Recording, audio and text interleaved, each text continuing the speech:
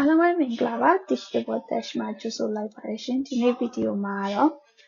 Microsoft Excel သင်ခန်းစာအပိုင်းအနေနဲ့ Excel ကိုဘယ်လိုအသုံးပြုရမလဲဘာတွေပါလဲဆိုတာနဲ့ပတ်သက်ပြီးတော့ပြပြီးတော့မှာဖြစ်ပါတယ်ပထမအောင်ဆုံး Excel ကိုဖွင့်လိုက်မယ်ပေါ့နော်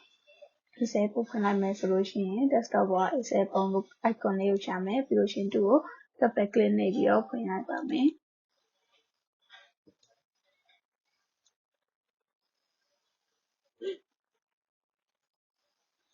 ဆိုတော့ဖွင့်ပြီးသားပြီဆိုလို့ရှိရင်ပွင့်ရှင်ပါယူပေးရမလဲဆိုလို့ရှိရင်ဒီရဲ့ blank workbook ဆိုတာလေးပေါ့နော်ဒီရဲ့ပုံစံလေးရှိတယ်ဒီအားလေးကိုယူပေးရပါမယ်သူ့တစ်ချက်နှိပ်လိုက်မယ်ဒါဆိုလို့ရှိရင်စာရွက်ကြလာတယ်ပေါ့နော်အဲ့မှာ Excel မှာသူကဆရာခွက်တွေနဲ့အလုပ်လုပ်တာဖြစ်တဲ့အတွက်ကြောင့်မို့ဆရာခွက်တွေမှာဘာတွေပါတယ်ဆိုတာကိုသိဖို့လိုတယ်အဲ့တော့သူ့မှာဘာတွေရှိလဲဆိုလို့ရှိရင် column ဆိုပြီးတော့ရှိမယ်column ရှိနေပြီးရင် row ဆိုပြီးတော့ရှိနေပေါ့နော်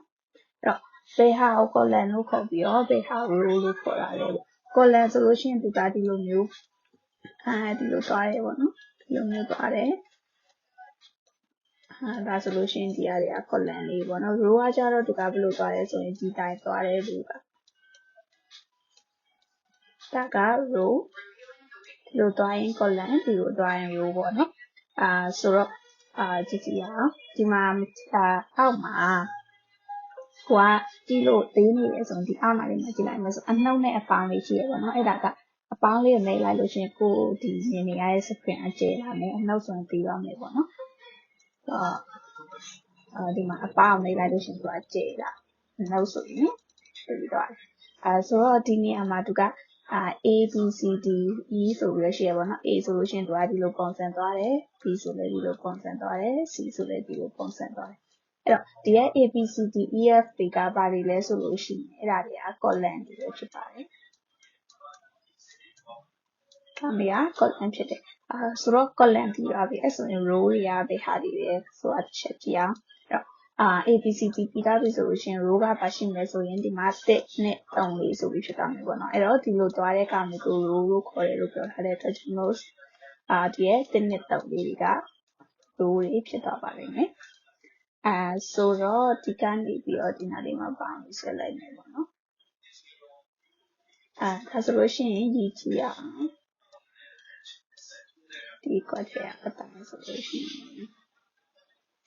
ဒီမှာမြင်းချောင်းကြီးဆွဲရတော့မမြင်နေဘူးပေါ့နော်ဒါတော့ဒီကနေ့ကြည့်ပေးပါဆိုတော့ဒီမှာကြည့်မယ်ဆိုလို့ရှိရင် column အနေနဲ့ရည်ကြည့်မယ်ဆိုရင်1ခု2ခု3ခု4ခု5ခုပေါ့နော်ဆိုတော့ဒီရဲ့ table မှာ column က5ခုရှိမယ်ဆိုတော့ row ဘယ်နှခုရှိလဲကြည့်ရအောင် row အနေနဲ့ဆိုလို့ရှိရင်ဒီမှာ1ခု2ခု3ခု4 5 6 9 10ပေါ့နော်ဆိုတော့ဒီမဲ့ပုံတိုင်းဆိုလို့ရှိရင် column က5ခု row က9ခုရှိတယ်နော်ဒါဆိုလို့ရှိရင်ဘယ်ကောင်ကို column လို့ခေါ်တယ်ဘယ်ကောင် row လို့ခေါ်တယ်ဆိုတာနဲ့ပတ်သက်ပြီးတော့ရှိသွားပြီလို့ထင်ပါတယ်ဆိုတော့ဒီရဲ့ row တွေ column တွေပြီးသွားပြီဆိုလို့ရှိရင် Excel မှာစာရိုက်တဲ့အချိန်မှာတတိထားရမယ့်အရာတစ်ခုပေါ့နော်စာရိုက်ပြီဆိုလို့ရှိရင်ဘယ်ဟာတတိထားရမလဲဆိုလို့ရှိရင်ဒီကိုရိုက်တဲ့စာကစာရွက်ထဲမှာအပြည့်ဝင်နေဖို့လိုတယ်အဲ့လိုဝင်နေမှပဲကိုရိုက်တဲ့စာတွေအကုန်လုံး print ထုတ်တဲ့အချိန်မှာအဲ့စာတွေအကုန်လုံးပါမှာပေါ့နော်ဆိုတော့အပြည့်ဝင်နေဖို့အတွက်အရင်ဆုံးဘာလုပ်ရမလဲဆိုရင်ဒီကိုစာရွက်ယူရမယ်အဲ့တော့စာရွက်ယူဖို့ဆိုလို့ရှိရင်ဘယ်လိုသွားရမလဲဆိုရင်ဒီရဲ့အပေါ်က tab မှာလေးမှာ page layout ဆိုတဲ့ tab လေးရှိတယ်ဆိုတော့အဲ့ဒီရဲ့ tab လေးကိုတစ်ချက်နှိပ်လိုက်မယ်ပေါ့နော်နှိပ်လိုက်ပြီဆိုလို့ရှိရင်ဒီကဒီရဲ့ command မှာဘာတွေပါမလဲဆိုရင် margin orientation size တွေစသဖြင့်ပါမယ်ပေါ့နော်အဲ့ဒီမှာဘာယူပေးရမလဲဆိုရင် size ဆိုတာလေးယူပေးရပါလိမ့်မယ်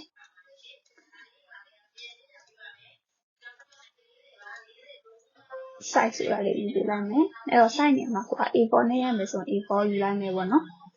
ဒါဆိုလို့ရှိရင် orientation မှာ portrait နဲ့ရိုက်ချင် portrait ယူမယ် landscape နဲ့ရိုက်ချင် landscape ယူတော့ခုနကတော့ဒီရဲ့ဆရာခွက်ထဲမှာဒီလို dot တက်လေးတွေမပေါ်နေဘူးเนาะအခုစာရွက်လေးကြည့်လိုက်တဲ့အချိန်မှာဒီက dot တက်လေးတွေပေါ်လာတယ်တော့ဒီမှာကြည့်မယ်ဆိုလို့ရှိရင် dot တက်လေးတွေရှိနေတယ်ပေါ့เนาะဒီကနေပြီးတော့ဒီထိ solution ဒီကစာရက်တရပဲဖြစ်ပါအဲ့တော့ဒီမှာကိုရေးလိုက်တဲ့စာတွေကဒီရဲ့ dotted line လေးကျော်လာပြီးတော့ဒီဖက်ရောက်သွားပြီအဲ့လိုမျိုးဖြစ်သွားတယ်ဆိုလို့ရှိရင်print ထုတ်တဲ့အချိန်မှာဒီဖက်ကိုကြည့်ပါတဲ့စာတွေပါလာမှာမဟုတ်ဘူးအဲ့တော့တနိုင်တလောက်ကိုကဒီစာရွက်ထဲဝင်အောင်လို့လာပြောပြရမယ်ပေါ့နော်အခု orientation မှာပါယူထားလဲဆိုရင် portrait ယူထားတဲ့အတွက်ကြောင့်လို့ဒီရဲ့ပုံစံလေးဖြစ်နေတယ်အဲ့တော့ orientation မှာ landscape ကိုယူကြည့်မယ်ဒါဆိုလို့ရှိရင် dotted line ကခုနကတော့အရှိလိုက်ကနေဒီလိုမျိုး landscape ပုံစံလေးဖြစ်သွားတယ်ပေါ့နော်ဒီနေရာမှာလည်းအတူတူပါပဲကိုရိုက်တဲ့စာတွေကိုဒီရဲ့စာရွက်ပေါ့အပြင်ကိုကြော်ရစေနေပေါ့နော်ဒီ dotted line အပြင်ကြော်ရပြီးဆိုတော့ကို print ထုတ်တဲ့အချိန်ပါလာမှာမဟုတ်ပါဘူးဆိုတော့စာရိုက်တဲ့အချိန်မှာဒါလေးတစ်ချက်တတိထားပြရပါမယ်စာရိုက်တော့မယ်ဆိုလို့ရှိရင်စာရွက်ယူလိုက်မယ်ဒီမှာတော့ portrait နဲ့ရိုက်မယ်လို့ portrait ကိုပြန်ယူလိုက်မယ်ပေါ့နော်ယူပြီးတော့ပြီဆိုလို့ရှိရင်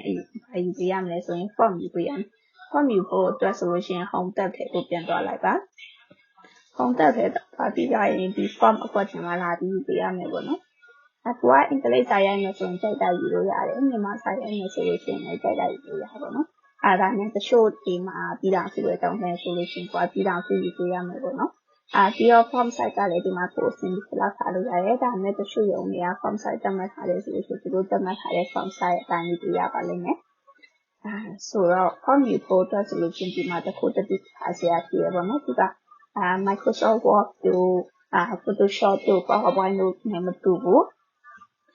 ဒီမှာဆိုလို့ရှိရင်ဒီက cell လေးနဲ့အလုပ်လုပ်တယ်ပေါ့နော်အဲ့တော့ဘယ်ကောင် cell လို့ခေါ်လဲဆိုတာကြည့်ရအောင်အဲ့တော့ cell အကွက်ဆိုတာသူကဘယ်လိုခေါ်လဲဆိုရင်ဒီလိုအကွက်လေးတစ်ကွက်ပေါ့နော်ဒီလိုအကွက်လေးတစ်ကွက် cell တစ်ကွက်လို့ခေါ်ဒီမှာဆိုလို့ရှိရင်အကွက်လေးရှိတယ်ဒီရဲ့အကွက်လေးတွေအကုန်လုံးသူက cell ဆိုပြီးတော့ခေါ်တယ်အဲ့ဒီရဲ့ cell နေရာမှာလည်းနာမည်လေးရှိရပေါ့နော်သူ့မှာဆိုလို့ရှိရင်သူ့ကိုဘယ်လိုခေါ်လဲဆိုလို့ရှိရင် column ရဲ့ row ရဲ့ပေါင်းပြီးတော့ cell နေထုတ်ပါတယ်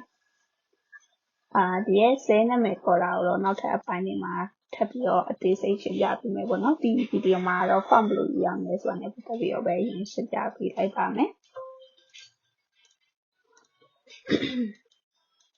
ဆိုတော့ form view ကိုအတွက်ဆိုလို့ရှိရင်ကိုကနှစ်ကိုယူနေကြအတိုင်းဒီမှာဒီအကွက်နာမှာထောက်လိုက်တယ်ပြီးလို့ရှိရင်ဒီမှာ form ယူလိုက်တယ်ပေါ့နော်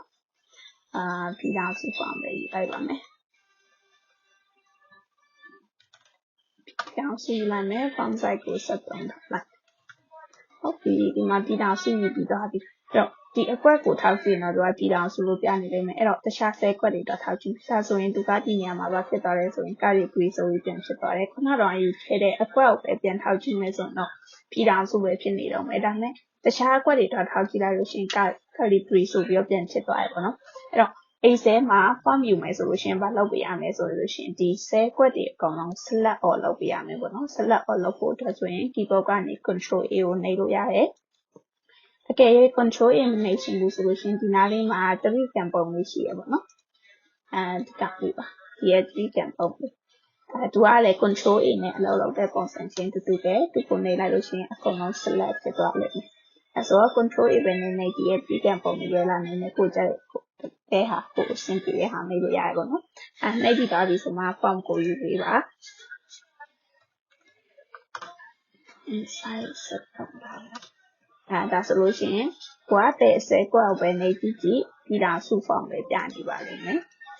ဆိုတော့ Excel မှာ form ယူရင်ဘယ်လိုယူရမလဲစာရွက်ကိုဘယ်လိုယူရမလဲဆိုတာနဲ့ပတ်သက်ပြီးတော့သိရှိပါပြီလို့ထင်ပါတယ်ဒီနေ့ဗီဒီယိုကတော့ဒီလောက်ပါပဲရှင်ကြည့်ရှုပေးတဲ့အတွက်အားလုံးကျေးဇူးများတင်ပါတယ်